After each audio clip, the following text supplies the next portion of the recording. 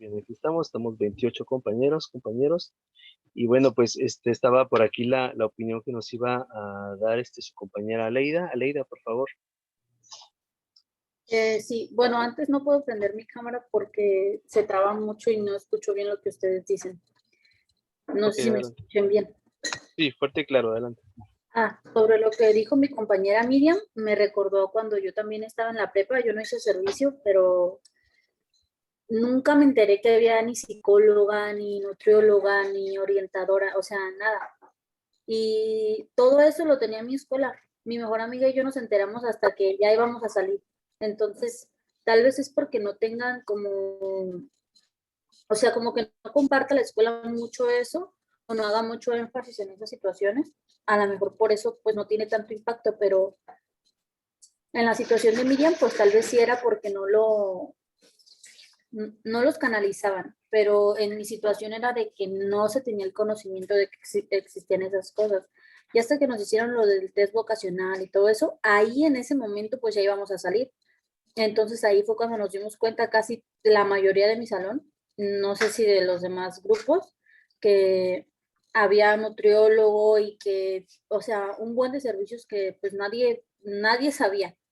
Lo que más sabías era de qué era lo que no podías hacer, del uniforme, reglamento, bla, bla, bla, lo que siempre te dicen, pero, o sea, de cosas importantes como eso, no te las hacen saber. Entonces siento que también necesitan como compartir más esa información. Esa información, así es, Aleida, muy bien. Sí, pues de hecho, eh, desgraciadamente de pronto no está, digamos, como difundido, muchas de las veces. Por eso les digo que sí se van a topar ustedes con lugares donde de pronto, no, o sea, hay lugares que están saturados, o sea, llegan y van a ver que empieza así como la miel, ¿no? Empieza a llegar gente, pero porque ya conoce y ya sabe, pues que hay un psicólogo y que de alguna manera va a tener, o tiene ciertas funciones ahí, pero en muchas ocasiones no. Entonces sí es importante que ustedes como psicólogos y psicólogas se promocionen. em, y eso se puede hacer cuando ya les toca hacer espacios de práctica, de veras se puede mucho trabajar ahí, haciendo promoción, haciendo talleres, o sea, ahora sí que como si la montaña no viene, pues uno va a la montaña, ¿no? Entonces, igual, o sea, me acuerdo que las compañeras en SET hicieron trípticos, empezaron a repartir trípticos, ¿no? O sea, obviamente ahí se pide el apoyo de la institución donde están, pero eso ayudó a que de pronto conocieran las funciones que ellas tenían, ¿sí? Porque, de veras, no sé, a veces no se sabe, efectivamente no se sabe, o se sabe, pero de pronto como no está haciendo como mucho eco, entonces, pues, se va dejando y, pues, ya no hay forma de que después se pueda trabajar ahí. Pero efectivamente, una de las labores tiene que ver con promoción, así que, bueno, pues, ya ustedes ya saben que si ustedes se encuentran ese tipo de dificultades, pues, hagan estrategias para promocionar. Eso es una forma, ¿verdad? Muy bien. Y por acá tenía la opinión de, Fátima, ¿verdad? También. Sí, profe, eso le iba a comentar que también en la lectura decía que como orientadores deben de haber la promoción de para que los muchachos, pues, los niños, las personas se acerquen a ti. Así es, que haya le llaman ellos, algunos autores le llaman visibilización de la labor del orientador, ¿no? Entonces, hacernos visibles, ahora sí que, y buscar estrategias para que esto se pueda dar. Muy bien, muchas gracias, Fátima. Bien, bueno, pues vamos a retomar un poquito esta parte. Miren, tengo esta presentación, acá está, listo. Una disculpa porque me di cuenta hasta el final que hubiera puesto niños y personas mexicanas, pues aquí unos güeritos y todo este rollo. Entonces, hasta el final me di cuenta, dije, ay, puse una imagen de alguien que no es necesariamente mexicano, pero bueno, este, eh, prometo cambiar la imagen. Entonces, vamos a ver aquí lo siguiente, miren, en el caso, por ejemplo, de México, en México de pronto hubo un proceso, alguien se preguntará, oiga, pues porque a veces somos medio malinchistas en ese sentido, y México fue uno de los primeros países, digamos, además de Estados Unidos y de Europa en general, donde de pronto se empezaron a dar actividades de orientación, en este caso, por ejemplo, orientación vocacional. y después ya se traslada a orientación educativa, ¿sí? Aquí hay que indicar que hay como una especie pues sí, de cambio, ¿no? Entre cada uno de estos elementos. Entonces, pues en México de pronto también son relativamente, pues, digámoslo así, em, joven cuando de pronto nacen los primeros elementos de la orientación educativa, en este caso, primeramente en su forma de orientación vocacional. El periodo que de alguna manera da origen a esto, pues es el periodo postrevolucionario. Ustedes saben que México, pues después de la revolución, pues queda hasta cierto punto con un partido de Estado que es el PRI, ¿verdad? El Partido Revolucionario Institucional, que de pronto alguien decía que cómo era revolucionario y cómo era institucional a la vez, ¿no? Bueno, entonces, ahí por ahí entre 1912, 14, em, pues empezó a trabajar a partir de congresos que buscaban una transformación de la escuela mexicana. Aquí cabe señalar la participación, ya después de la revolución, de José Vasconcelos, ¿verdad? Que como ustedes saben, pues era el secretario de Educación y tuvo bastante participación en poder ayudar a que la educación primeramente se orientara a educar a las masas. Aquí hay que indicar que la educación era pues meramente un privilegio, ¿no? Bueno, todavía, pero en ese tiempo era todavía más privilegio porque de pronto había una gran población de personas que no sabía pues ni leer ni escribir y entonces se empezó a transformar esta escuela mexicana, pues, para tener un acercamiento a la gente, perdón. Y por ahí hacia 1923, pues, se funda lo que era el Instituto Nacional de Pedagogía, ¿verdad? Y ahí se empezó a contar con un servicio que era el de orientación profesional. Aquí hay que enfatizar que la primera función que tiene la orientación en México, la orientación educativa, eh, era la de normalizar. Sobre todo, si ustedes se fijan, por ahí hacia 1925 se organiza el Departamento de Psicopedagogía e Higiene Mental. Aquí hay que mencionar que la palabra higiene mental, por favor, hay que retomarla en el sentido médico, ¿sale? Usualmente no se llamaba salud mental como hoy en día le llamamos, sino es el término higiene mental. Entonces era, o se buscaba en ese entonces que, por ejemplo, una persona que tenía algún delirio o algún tipo de alucinación, pues entonces de pronto dejara de tenerlos como si de la nada se tratara, ¿no? Entonces, pues, bueno, hoy en día sabemos que hoy tenemos otro tipo de discurso y sabemos que una persona con esquizofrenia, pues, vive en esta condición y de pronto, adapta, ¿sí? O una serie de situaciones para poder de alguna manera coexistir con esto, ¿sí?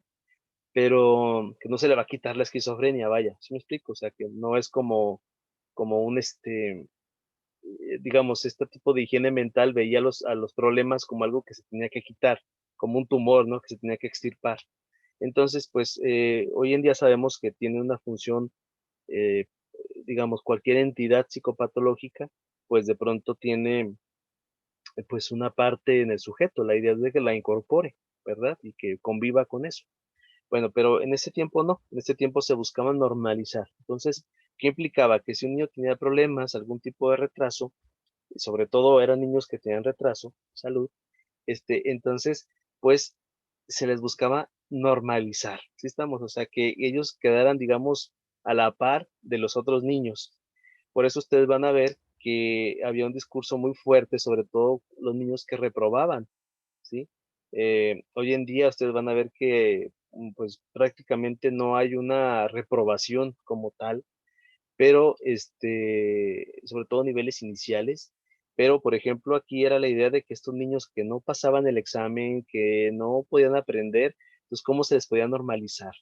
Pero además, personas que tenían algún tipo de trastorno mental, ¿cómo se les podía normalizar? ¿Sí? Entonces, de pronto había ahí como esa preocupación por normalizar. Se ubica la palabra normalizar, ¿verdad? O sea, que todos quedáramos igual, que todos quedáramos en términos vaya, entrecomillado, normales, vaya, ¿sí? De acuerdo a ciertas expectativas que se buscaban de las personas, en este caso, ¿verdad? Entonces, esa era, digamos, o ese fue el primer inicio de este periodo. O sea, por un lado, buscar orientar profesionalmente a alguien, a las personas que podían estudiar, y dos, normalizarlos, ¿verdad? De manera de que si tenían algún tipo de problema, pues entonces este problema se pudiera superar.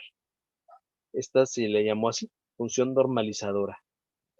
Posteriormente, vamos a ver que en la UNAM, pues por allá hacia 1933, pues resurge el interés por la orientación profesional. Hay ciclos de conferencias educativas y hacia el 35 se funda el Instituto Médico Pedagógico para niños, fíjense cómo le decían, anormales mentales, ¿sí? Chequen los términos que se utilizaban porque ya son términos que no se utilizan, pues, ¿sale? Pero que en muchas ocasiones algunas personas, todavía incluso profesores, van a seguir nombrándoles, ¿no? Es que el niño es anormal, ¿sí estamos? Este, y entonces, pues, ¿cómo se le quita lo anormal? ¿Sí estamos? Es que es burrito, pues, ¿cómo se le quita lo burrito? O sea, ese tipo de expresiones eran las que de alguna forma se utilizaban y tenían un sentido, pues, no discriminativo, hay que decirlo. Las personas a lo mejor discriminaban sin quererlo, pero sí era un sentido, pues, de minusvalía. O sea, el burrito, el niño que no sabía, pues de pronto era alguien que era estigmatizado, ¿verdad? Ahí se le estigmatizaba con eso, se le marcaba con eso. Inclusive por ahí ustedes van a ver estos periodos escolares donde a los niños que eran, digamos, más, que tenían mayores problemas, paradójicamente, lejos de acercarlos, se les sentaba en las filas de atrás, ¿no? O sea, era muy peculiar porque era una forma como de excluirlos también, decir, bueno, pues, tú ni aprendes, ¿no? Entonces, pues allá la fila de atrás, ¿no? Y esto lo que ocasionaba, pues, era una cuestión de estigmatización. Todavía ustedes van a ver que existe un estigma por ahí en las escuelas, una especie como de idea, a veces que anda por ahí, donde la misma gente que es, por ejemplo, desmadrosa, los que son, de alguna forma como que no son los que están involucrados en la escuela, se sientan atrás. O sea, ellos mismos se ponen la camiseta, ¿no? Y me ha tocado escuchar muchas personas con este relato, ¿no? No es que yo era de los que me sentaba atrás, ¿no? A cierta desmadre, yo era un problema, o sea, inclusive se identifican con la palabra problema, o sea, es curioso, pero ustedes van a ver que todavía en nuestro siglo XXI, todavía hay quien se pone esa camiseta, ¿no? De tomarse o de sentirse como un problema.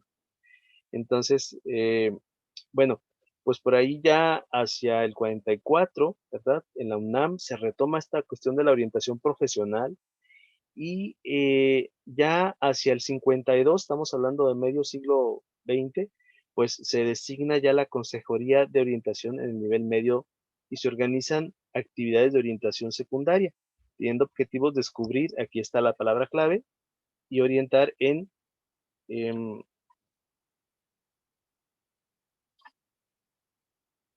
acá está, orientar en aptitudes, inclinaciones o intereses y capacidades del alumnado, ¿vale? O sea, esas eran ahí las tres palabras clave. Los aptitudes, inclinaciones, o también hoy en día le llamamos a esto intereses vocacionales y capacidades, ¿sale? Y bueno, vean ustedes que esto es a partir de 1950 meramente, ¿no? Que ya se empieza a tener una función de asesoría profesional como tal, o sea, jóvenes que estaban en los niveles de secundaria, en los niveles de bachillerato, preparatoria, y entonces era de cómo se podían empezar a descubrir sus intereses, capacidades y aptitudes para poderlos pues orientar en relación a qué se podía estudiar.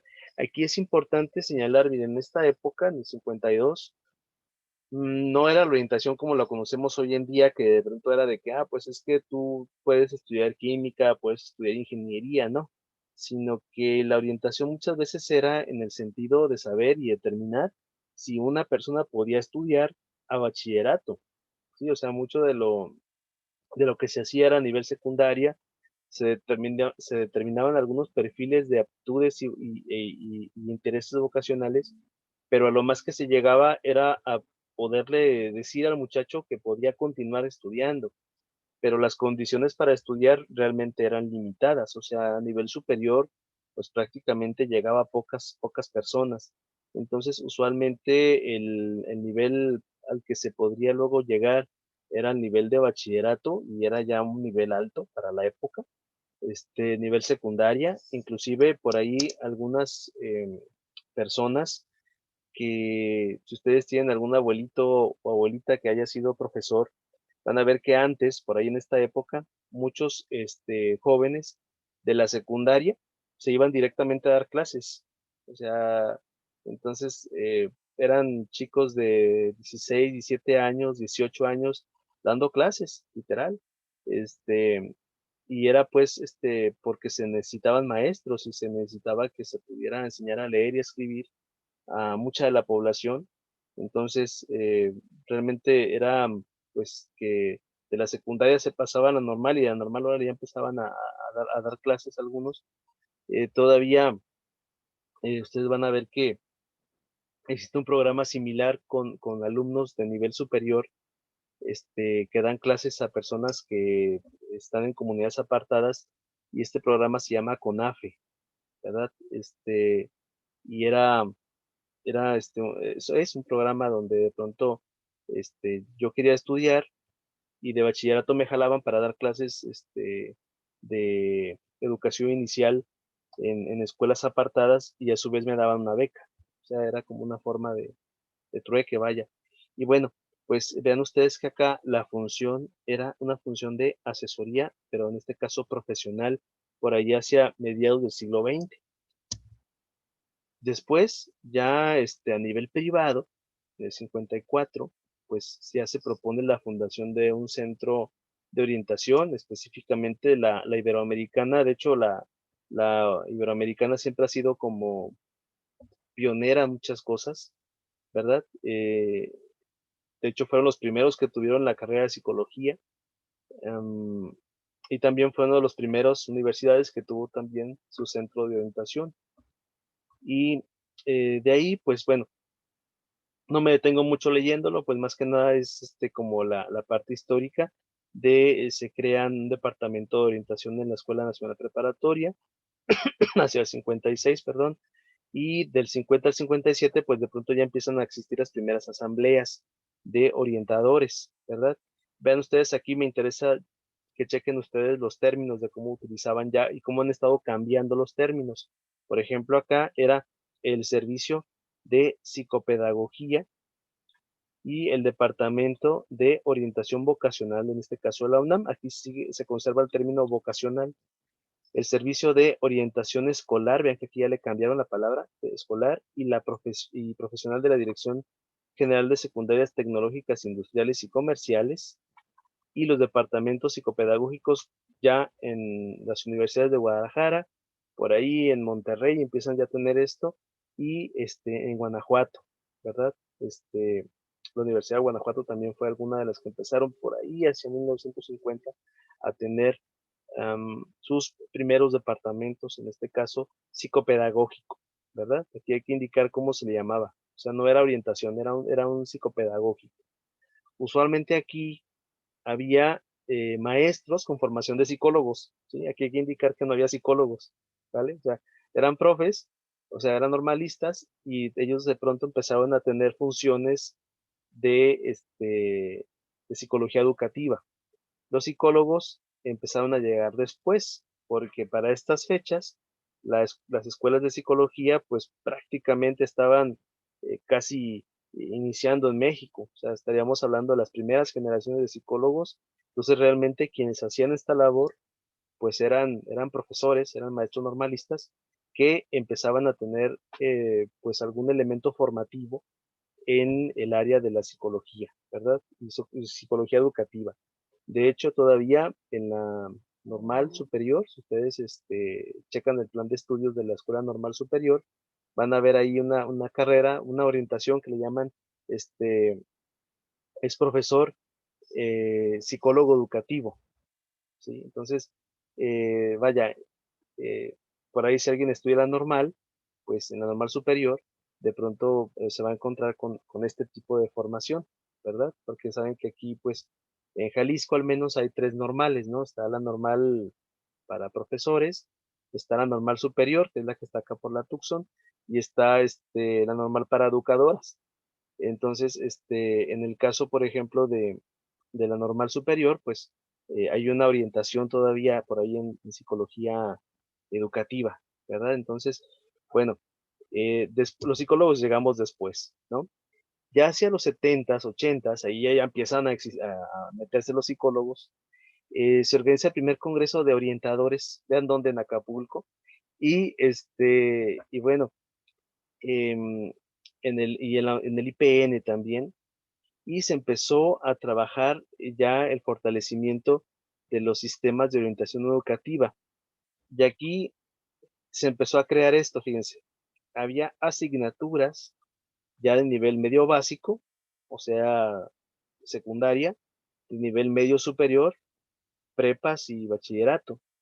Y estas asignaturas, no sé si a ustedes les tocó, a mí en lo personal sí me tocó, de pronto una materia que se llamaba así, orientación vocacional, era la materia. Y de pronto pues estaba o la daba pues en este caso el orientador educativo. Y pues aquí básicamente lo que se buscaba eran resolver problemas de rendimiento académico, específicamente el rendimiento académico bajo, problemas escolares, en este caso asesoría y canalización. Problemas escolares se refería a todos aquellos que tenían muchos reportes, a todos aquellos que de alguna manera tenían ahí alguna situación problemática, problemas con alumnos, con profes, o bien algún tipo de problema de adicción, y elección vocacional. Esas eran las 3 funciones básicas por ahí del 80 al 2000, ¿sí? Que bueno, cuando a un servidor le tocó estudiar, pues de pronto esas eran, digamos, ahí como las funciones, o sea, estaba esta cuestión de canalizar a personas o alumnos que tenían rendimiento académico bajo, que tenían problemas escolares y que buscaban tener algún tipo de elección vocacional, ¿no? Como era una materia, entonces también ahí eh, era complejo porque pues de pronto habría que ver qué tanto alguien se involucraba para pasar la materia y qué tanto era una cuestión de necesidades. Pero se hizo como una materia precisamente para poderlo hacer obligatorio, o sea, que todos pasaran de alguna forma por el área de orientación este, vocacional. Después se dejó como un servicio, o sea, para quitarle ese carácter de imposición o de obligatoriedad. Entonces de pronto se deja como un departamento, como un servicio, para que luego, por ejemplo, los propios alumnos acudan o bien el propio departamento se empiece a promocionar y empiece a tener funciones de orientación educativa y vocacional. Ven que aquí ya directamente se llama orientación educativa, ¿verdad? Ya para esta fecha. Ya no es tanto una orientación, en este caso, de carácter vocacional meramente, ¿verdad? Y bueno, pues aquí vamos a ver que las funciones de la orientación pues cambian de acuerdo pues al nivel educativo. Por ahí vamos a ver que existen algunas eh, líneas de trabajo generales. Por ejemplo, si alguien recuerda este símbolo, pues es de la secundaria, ¿no? Las escuelas secundarias técnicas, si alguien estuvo en alguna, incluso se tienen un himno ahí de las escuelas secundarias. Y por ahí tenemos los bachilleratos, ¿no? Que se diversificaron entre los bachilleratos técnicos y los bachilleratos, en este caso em, de la propia Universidad de Guadalajara. Aquí es importante esto porque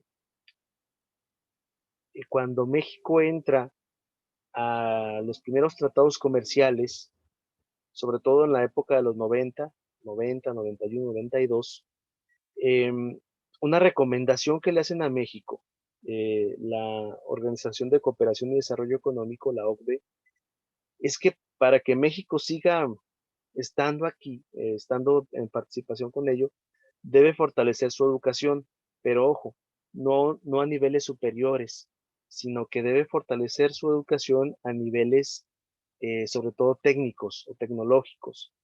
Entonces, por eso ustedes van a ver que a partir de los 90 se empiezan a crear muchos CETIS, CECATIS, CEBETIS, colegio de bachilleres, ¿verdad? CONALEPS, eh, unos ya estaban y otros se empiezan a crear de manera de que se fortalezca la educación técnica. Y por eso van a ver que de pronto hay muchísima oferta de bachilleratos tecnológicos y las universidades, en el caso, por ejemplo, muy particular de la Universidad de Guadalajara, ellos empiezan a crear bachilleratos, pues preparatorias, amplían la gama de preparatorias.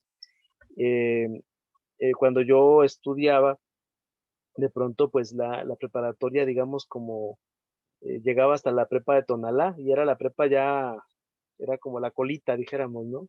Ya era preparatoria regional. Em, Después empezaron a hacer ya todas las prepas, por ejemplo, la prepa 11, la prepa 12, la 13, la 14, y creo que ahorita están ya hasta la 20, ¿no? Pero, pero vean ustedes que la intención de los bachilleratos en la preparatoria, pues era formar para que los alumnos pudieran luego acceder a educación superior. Y en cambio, los bachilleratos tecnológicos era para que de ahí técnicamente se podría empezar a trabajar. O sea, las funciones de ambos bachilleratos eran distintas. Y luego, de pronto esto se prestaba a que luego los que no entraban, porque UDG no hacía una prueba de selección, bueno, sí la hacían, pero era una prueba interna, y después, para alinearse a la política internacional, UDG en el 92, no, en el 95, comienzan ellos a hacer una prueba que le llaman de aptitud académica o el College Board. Entonces, esto lo hacen para alinearse con las instituciones de educación superior internacionales, y tener un estándar de comparación común, por eso lo hicieron. Entonces, ya esta prueba de pronto hacía que hubiera ciertos puntajes, algunos que no entraban a UDG, luego se iban a los CEBETIS, CECATIS, etcétera. Y bueno, se hizo de esa forma, pero eran dos elementos ahí que estaban pues diferenciados, o existen diferenciados todavía, en relación a la orientación. Por eso la preparatoria de la Universidad de Guadalajara tenía también educación técnica. Por ahí si le preguntan a sus papás, van a ver que muchos de los que estudiaron bachilleratos con una terminal, o sea, era por ejemplo, estudiar la prepa y luego tenía que estudiar las áreas, y las áreas eran, por ejemplo, económico-administrativas, médico-biológicas, entonces te daban como una formación técnica.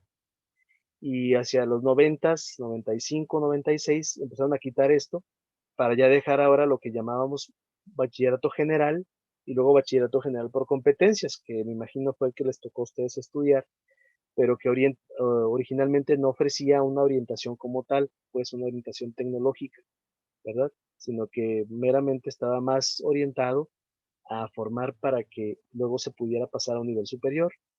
Y bueno, y después tenemos las universidades. En estos tres aspectos vamos a encontrar las funciones del psicólogo o del orientador educativo. Y si se fijan ustedes, no están los niveles iniciales. Estos niveles iniciales luego vamos a empezar a trabajarlos con ellos, ¿no? Bueno, en el caso de el orientador y dependiendo del nivel donde se trate, vamos a tener aquí algunas funciones. Específicamente vamos a tomar estas que nos dice Caballero en el 2005 y que habla de estas 5 funciones. Ay, perdón, la adolescencia, ahí está. Eh, la primera función es la función diagnóstica, ¿verdad? Y ven ustedes que pues busca valorar y diagnosticar las necesidades del sujeto para facilitar su autoconocimiento y desarrollo de un proyecto de vida vital, ¿sí? Es la primera. La otra le llama función de ayuda, y aquí entran asesoramiento, consejo personal y toma de decisiones. Por aquí alguien pregunta algo, perdón, déjenme ver. Dice Fátima que si los prefectos eran parte de la orientación, originalmente no. por ejemplo, en el sistema de bachillerato, Fátima, em, en el sistema, perdón, de secundaria sobre todo, en el sistema de educación media básica o secundaria, los prefectos tenían una labor de contención, aunque deberían de tener una labor de orientación. Originalmente, según el plan, sí tendrían que ser parte de la orientación, pero ya a manera práctica, no. O sea, de pronto se desvirtuaba. Entonces, de pronto el prefecto, pues era más que nada eh, un regulador conductual, ¿no? O sea, de pronto malamente se tomó para esto. Y había un orientador, si ustedes recuerdan por ahí en la secundaria, tuvieron que haber conocido por ahí al orientador. Y el orientador de pronto era quien tenía ese tipo de funciones, pero regularmente había uno solo para una población de alumnos bastante amplia. Por ejemplo, había secundarias que tenían una población de alrededor de este, 500 alumnos, ¿no? O más, y había un solo orientador para los 500. O sea, realmente era una cuestión poco menos que imposible, ¿no? Y los prefectos, sí había como, pues, algunas tenían un prefecto de grado, otras tenían inclusive dos prefectos por grado, ¿no? La bronca era que muchos de ellos no tenían formación, o sea, este, como tal. Entonces, como no había una formación inicial, pues se tomaba a la imagen del prefecto como un regulador, ¿verdad? Un regulador social o de las conductas del alumno, cuando en realidad, y creo que tomando tu comentario, Fátima, sí tendría que ser también el prefecto una figura de orientación educativa, ¿sí? Yo también digo que sí debe serlo, en el entendido, pues, de que además de tener esta función, dijéramos, de mantener el orden, pues sí es necesario que también el prefecto pueda tener actividades de orientación educativa, ¿verdad? De poder orientar a alumnos acerca de, desde elementos escolares, servicios escolares, eh, em, servicios ligados a la canalización, por ejemplo, ¿no? Este, a la orientación de con quién acudir, etcétera. Este, de derivación, o sea, sí se debiera de tener también esa formación ahí. Y bueno, otra de las funciones que vamos a encontrar acá es la función de planificación, organización y coordinación de intervenciones. ¿Ok? Y, y en esta, pues de pronto van a ver ustedes que otra de las funciones que tiene, en este caso, el orientador educativo, pues consiste en poder empezar a planificar, ¿verdad? Eh, actividades de intervención, sobre todo en temas sistémicos. O sea, por ejemplo, un tema sistémico, ¿cuál es? Por ejemplo, la presencia de adicciones. Eh, como no es un solo alumno o dos los que tengan este tipo de problemática, y como a veces esta problemática pues viene desde la propia, desde el ambiente del hogar del propio alumno, o sea, proviene de lugares donde hay adicciones, entonces, pues, ¿cómo se pueden empezar a formular estrategias de intervención en problemas sistémicos, verdad? Y finalmente, otra función del orientador educativo, pues consiste en la evaluación, que eso también les va a tocar a ustedes. De hecho, cuando ustedes elaboren un diagnóstico educativo, entonces, pues aquí se va a poder investigar y poder establecer un diagnóstico, ¿verdad? Y a partir de este diagnóstico, pues tomar decisiones. Entonces, no sé si ustedes ahí lo vayan checando, que en nuestra función va a ser diagnóstica, cuando valoremos necesidades del proyecto de los sujetos, de ayuda, cuando podamos dar o brindar asesoramiento y consejo a, a los propios alumnos, de planificación y organización cuando se trate de problemas sistémicos y que involucren a otros actores, en este caso a profesores o también directivos, y evaluación. En este caso, la evaluación pues se va a referir cuando nosotros para no confundirla con la diagnóstica, podamos hacer una investigación, en este caso sobre una institución, y establecer ahí un punto de vista, una opinión en torno a las actividades que se realizan y el proceso de, de mejora de estas actividades, ¿sí? Muy bien, no sé si hasta aquí vayamos claros, compañeros, con esta parte. ¿Alguna duda hasta aquí? Maestro, a mí me surgió una duda. Entonces, ¿aquí había también los tutores o no? Sí, de hecho, miren, a veces se ha tomado como una cuestión de sinónimo. Algunas veces se toma de manera separada. Por ejemplo, está el tutor, pero el tutor no es directamente un orientador educativo, que hay que hacer la aclaración. Por ejemplo, el tutor es una figura que empezó a surgir sobre todo del año 2000 a la época, o sea, del 2000 para acá. Em, y regularmente iban a ser, son profesores, y estos profesores directamente no son psicólogos, o sea, no todos son psicólogos, pues. Eh, y lo que se les hizo fue hacer como una especie de capacitación en orientación educativa con la finalidad de que ellos pudieran ser meramente canalizadores, ¿sí? Esa es la intención del tutor.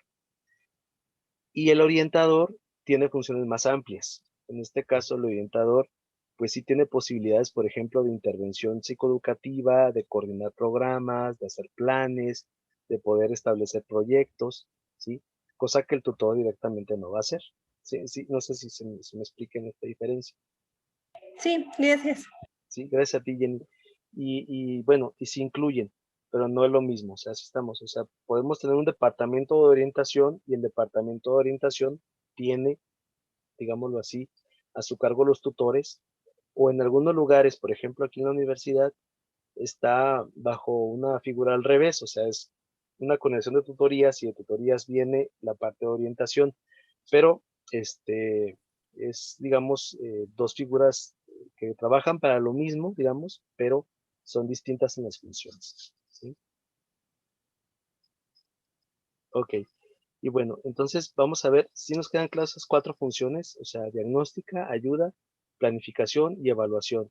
Decíamos esta última, la de evaluación, que nosotros vamos a buscar valorar una situación psicoeducativa y poder establecer luego un plan de acción, ¿sale? Entonces, digo, no confundir con el diagnóstico, porque el diagnóstico usualmente habla del sujeto, ¿sí? Y acá hablamos de la institución, en la función de evaluación, ¿sí? Muy bien. Por ahí vamos a ver que en secundaria, pues existen algunas funciones. Bueno, voy a empezar a leerlas. Falta menos de un minuto para el corte de esta sesión. Entonces voy a empezar a leerlas. Particularmente solamente quiero mencionarlas, no las anoten tanto porque, bueno, estas son elementos que van a estar presentes pues en los documentos que ustedes van a tener. Pero de manera general decimos que a nivel secundaria, pues uno de las principales funciones pues es que los orientadores tengan un plan. Puede ser un plan anual de actividades o puede ser en este caso un plan semestral. En el caso de secundaria, como se mueven por años, entonces por eso hablan de un plan anual. Este, coordinar maestros y asesores de grupo, médicos escolares, trabajadores sociales. Si se fijan aquí ya amplía el